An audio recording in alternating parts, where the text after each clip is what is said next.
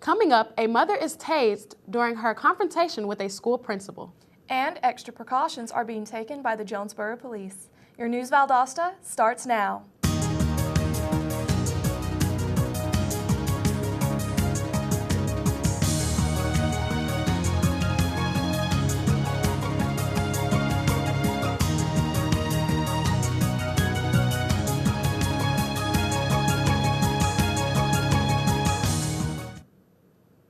Welcome to News Valdosta. I'm Patricia Maganin. And I'm Allison Brooke.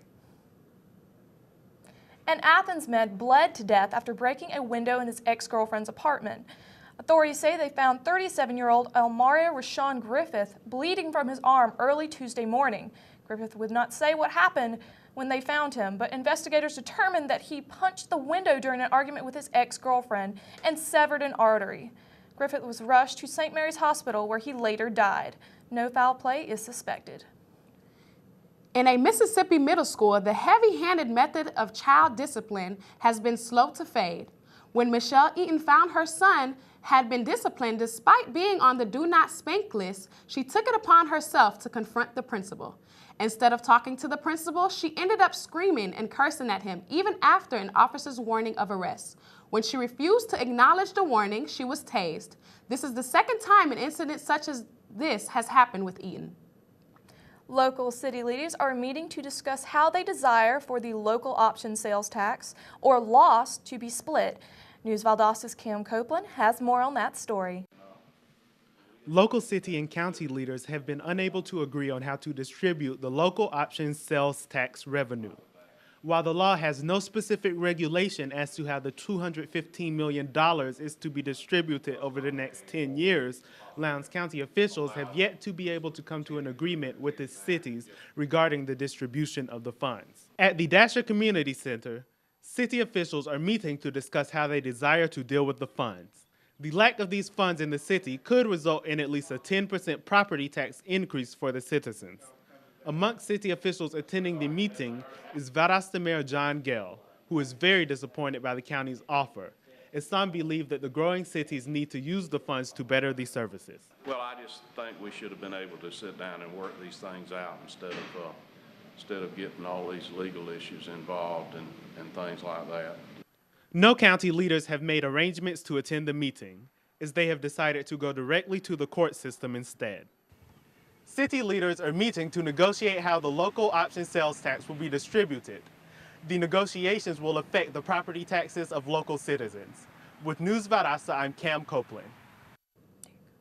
4 kids were found fatally shot by their mother Tuesday morning in Cocoa, Florida. 33-year-old Tanya Thomas killed her 12, 13, 15, and 17-year-old children before shooting herself. Some of the children ran to the neighbor's house to say that their mother was shooting them, but when Thomas called them back, they returned home where she shot them again, killing them. Authorities are still unsure of the motive behind the killings. Police in Jonesboro are having to escort school buses and patrol bus stops after an unknown rifleman was seen aiming his rifle at a school bus early Monday morning. Police are having to provide guards and escorts for 6 different schools, putting a major strain on the Jonesboro police. The gunman was witnessed by a local resident who reported seeing a man dressed in all black aiming his rifle at a bus. However, no shots were fired. Police remain on the lookout.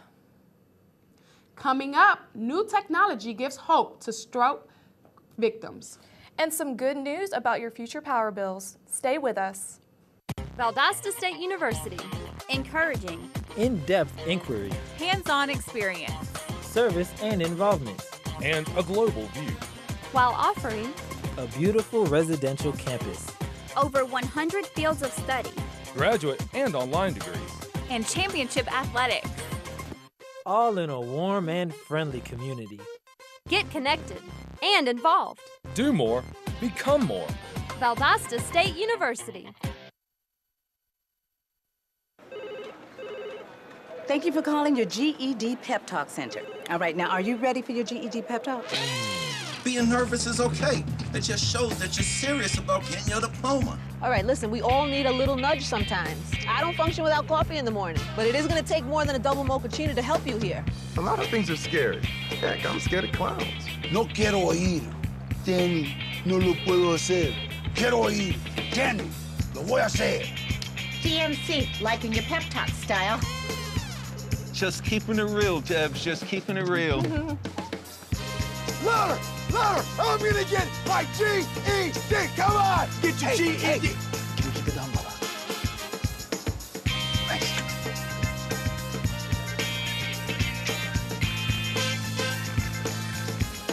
Whatever motivation you need, we've got a pep talk for you. Get your GED pep talk and find free classes at yourged.org. Welcome back to News Valdosta. Now we have an unusual medical update. New robotic technology is giving stroke victims a better quality of life. Patients in the test trial were injected with tiny silicone sensors near the motor cortex of their brain. This gave them an ability to manipulate a robotic arm and perform everyday activities. Even though the initial testing phase still involves crude, bulky equipment, researchers at Brown University are hopeful that one day, with brain injuries, we'll be able to interact through a brain-machine interference without anyone knowing. The Violence Against Women Act, put into place nearly 20 years ago, is back in Congress for reauthorization. The bill, which protects all women from domestic violence, has become a hotly contested issue. Senators crossed party lines to support the new version of the bill, but the House's version is quite different. The House bill rolls back many protections, including those of immigrants, students, and the gay and lesbian community. The initial hearing of the Daltrey siblings held Tuesday in Albany has ended in a plea of not guilty. The group of three made national headlines last year after allegedly robbing the local Citrus Bank and causing a nationwide manhunt. The three will now be moved to Florida to face charges of a shootout with police last summer. Following their Florida hearing, they will face a trial before a jury in Valdosta court. The Valdosta City school system must make adjustments within the next year to make up for a deficit of over $5 million.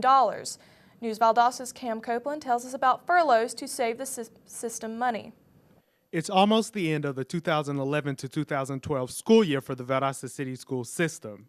Many employees expect to conclude the school year with good news, paving the way for an optimistic, fresh start during the next consecutive school year. This hope quickly disintegrated, as many employees were shocked as the school board suddenly released the news that there will be 4 furlough days throughout the next 12 months. This is taking place for the purpose of eliminating a deficit of over $5 million, which emerged from the state withholding the system's quality basic education funds. The Finance Committee has taken a look at the benefit of 1 furlough day in order to bridge the deficit gap the system is currently facing, as the decision was announced by Interim Superintendent E. Martin Rush at the system's board meeting on Monday night. I don't think there is a best option when it comes to any type of budget cut situation. However, by doing furlough days or calendar adjustment days, as we're calling them, everybody still has a job in the district. Not all members of the Board of Education or faculty are content with the approved money-saving tactics. The Valdosta City Schools Board of Education has explored many options to eliminate the $5.4 million deficit. In addition to 4 furlough days, the system will also relay the preservation of the gymnasium of Pineville Learning Center until the financial situation is resolved. With News Valdosta, I'm Cam Copeland. Good news for everyone that uses Georgia Power for their electricity. According to the Atlanta Journal-Constitution, in the next month or two, you may begin seeing your bill shrink by about $8 a month. The shrinkage comes from a decrease in the production cost as the price of fuel drops. Taking a look at your local weather today, look out for scattered thunderstorms with a high of 85, and tomorrow expect the thunderstorm to continue through the weekend with highs in the mid-80s and lows in the mid-60s. Coming up, the Lady Blazers win the South Regional Championship and now play for the national titles. And a 200-year-old shipwreck has been found in the Gulf of Mexico. Stay with us. So, I just moved in with this family, and it's embarrassing. The little one, he likes to go outside and crawl around in the giant litter box. I don't know what he's doing. I mean, I was born and I knew how to use the litter box. Look at that.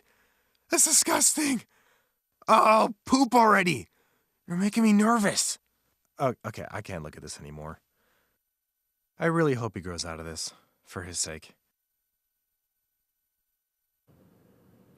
Welcome back to News Valdosta. I'm Patricia Magnan. And I'm Allison Brooke. The Valdosta State softball team is currently competing for a national title. After clinching the South Regional Championship this weekend, they are now in Louisville, Kentucky, where they hope to be crowned the 2012 national champions. News Valdosta's Stephen Metzger has more of their record-setting season.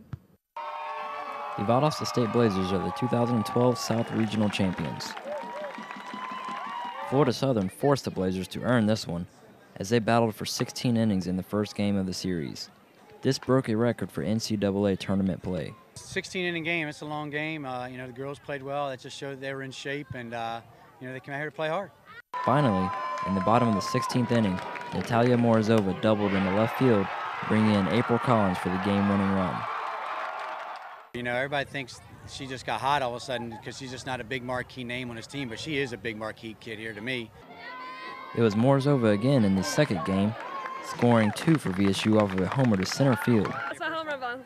Huh? Oh, that was your actual home run? It wasn't the first home run, but it was the biggest one, right. The most important one. Elena Hadley had her 12th shutout of the season, despite throwing 174 pitches the night before. I'm just thankful to be on a team like this. I'm really blessed with the defense, the offense, and the pitching. We're an all-around great team. The Blazers are currently competing in the national tournament being held in Louisville, Kentucky. They are one of 8 teams fighting to become the 2012 Division II national champions. We have as good a chance of anybody there. We've got a good, solid team. We've played a lot of close games, and we showed that, we just don't buckle under pressure. So we just need a few breaks out there, and hopefully it'll go our way. Valdosta State fell to the University of San Diego yesterday with a score of 7-5. They will now play Augustana, where the loser will go home. In the past, 17 national championship teams have come from the losing bracket. Only 13 teams have gone through the tournament undefeated. The national championship game will be held this Saturday, May 19th, and can be seen on ESPN2 or heard on 92.1 FM. For News Valdosta, I'm Stephen Metzger. A wooden ship believed to be over 200 years old was discovered during a recent exploration of the northern Gulf of Mexico. Scientists believe that the wooden shipwreck dates back to the 19th century. A rare type of stove, cannons, and stacked muskets were on that ship. The wreck was originally detected during an oil and gas survey by Shell Oil. Until now, the area has been relatively unexplored.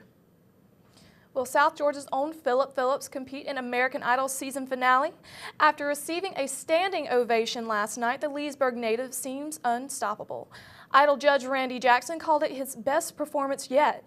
Phillips has had a great track record on the show by avoiding the bottom 3 every week. He will find out tonight if he will remain in Hollywood or come back home to South Georgia. Parents, if you are looking for fun activities for your children during summer break, Wiregrass Georgia Technical College has a great opportunity for you. Wiregrass will be offering a variety of day camps throughout the summer, ranging from a CSI camp to a leadership camp and many more. For more information on campus times and to complete list of camps being offered, visit the Wiregrass website. Georgia law enforcement agencies will be cracking down on seatbelts starting this month. May 21st marks the beginning of Georgia's 2012 Click It or Ticket campaign.